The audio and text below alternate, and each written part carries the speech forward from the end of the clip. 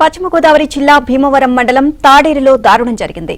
అనంతవాణి అనే సాఫ్ట్వేర్ ఉద్యోగిని హత్యకు గురైంది.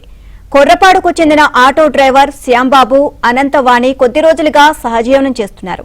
శ్యాంబాబుకు భార్య 2 పిల్లలు ఉండగా వారితో దూరంగా ఉంటున్నాడు.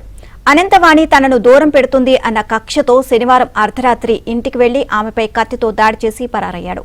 తీవ్ర గాయాల పాలైన అనంతవాణిని ఆసుపత్రికి తీసుకువెళ్లగా అప్పటికే మృతి చెందినట్లు వైద్యులు తేల్చారు.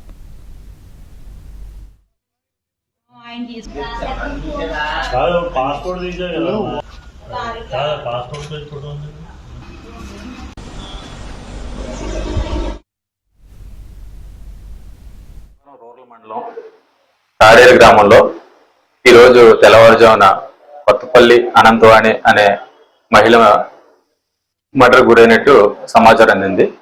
దాని మీద కొత్తపల్లి వెంకటేశ్వరరావు ఆయన తండ్రి ఇచ్చిన ఫిర్యాదు మేరకు కేసు నమోదు చేసి దర్యాప్తు చేస్తున్నామండి. త్వరలో నిందితులను పట్టుకొని